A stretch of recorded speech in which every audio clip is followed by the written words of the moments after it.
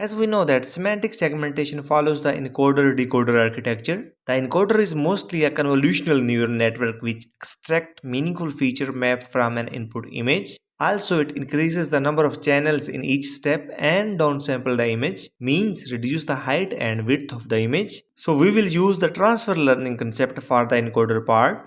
We will use different pre-trained encoders with the transfer learning from the ImageNet dataset. It's a common practice to use a pre-trained encoder in segmentation. Now let's grab the concept of transfer learning and why we use the transfer learning. And you will also go through the architecture of Resnet that we will use as a pre-trained encoder.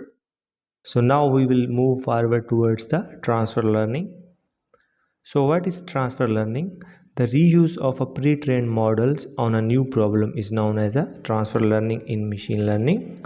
So transfer learning is the improvement of learning in a new task through the transfer of knowledge from a related task that has already been learned using pre-trained models. Pre-trained models are used for transfer learning. That is the major reason behind the concept of the pre-trained models. So as a deep learning and computer vision student, you must need to learn the pre-trained models instead of reinventing everything from scratch. So if you know the pre-trained models and how to use them for the transfer learning, so it will be easy for you in the start to get started with the deep learning and computer vision tasks. So you do not need to build your own network from the scratch, because in the start it's not easy to develop your own network from the scratch and do everything. In transfer learning, you can train the model on your own data set using the learned knowledge of the pre-trained model. So what is the difference between traditional learning and transfer learning? Traditional learning algorithms are designed to tackle tasks or problems in isolation, depending upon the requirement of the use case and data at hand. An algorithm is applied to train a model for a given specific task.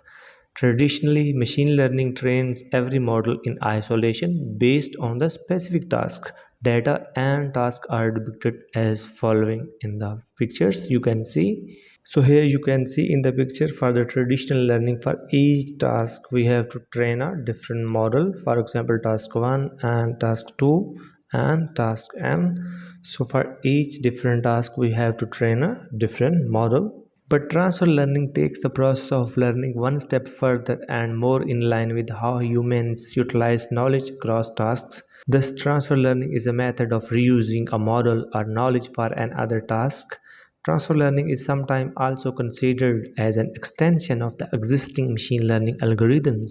Extensive research and work is being done in the context of transfer learning and on understanding how knowledge can be transferred among tasks. Transfer learning can be defined as the situation where what has been learned in one setting is exploited to improve generalization in another setting.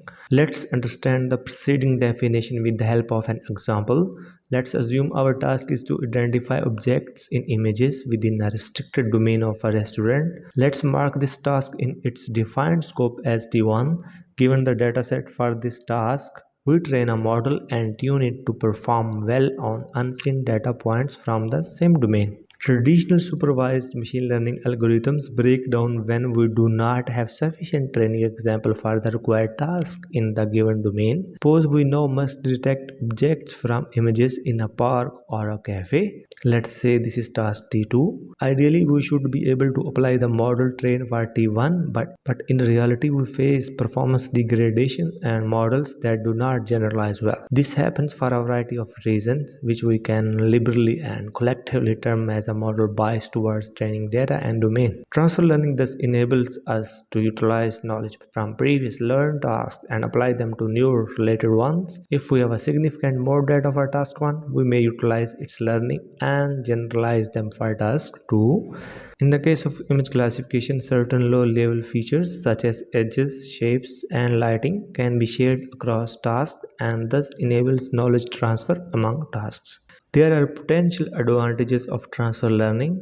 For example, it can improve baseline performance. When we augment the knowledge of an isolated learner with knowledge from a pre-trained model, the baseline performance might improve due to its knowledge transfer. Transfer learning also give the improved final performance. So higher final performance might be attained by leveraging transfer learning. Transfer learning can also improve the model training time or development time. Utilizing knowledge from a pre-trained model helps in fully learn the target task as compared to the target model that learns from scratch.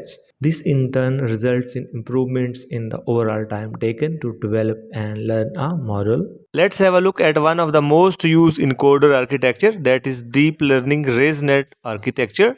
So let's start.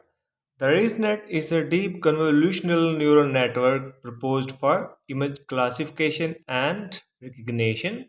It has the powerful representation capability for learning discriminative features from complex scenes.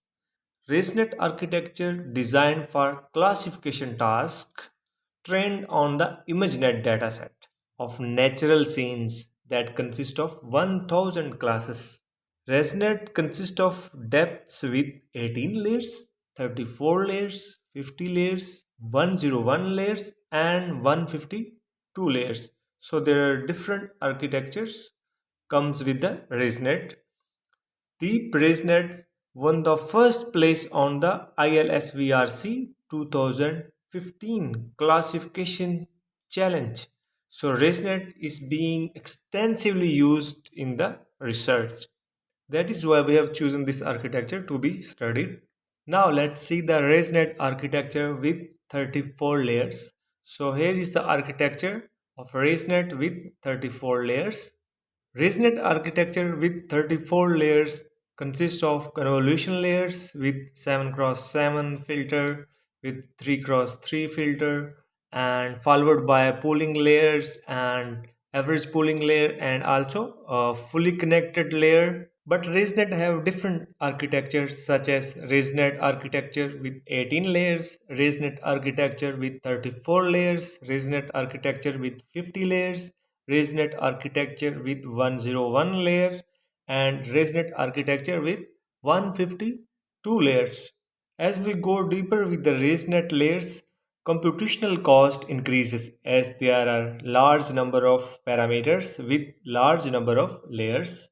For example, ResNet with 34 layer will be less expensive as compared to the ResNets with higher layers.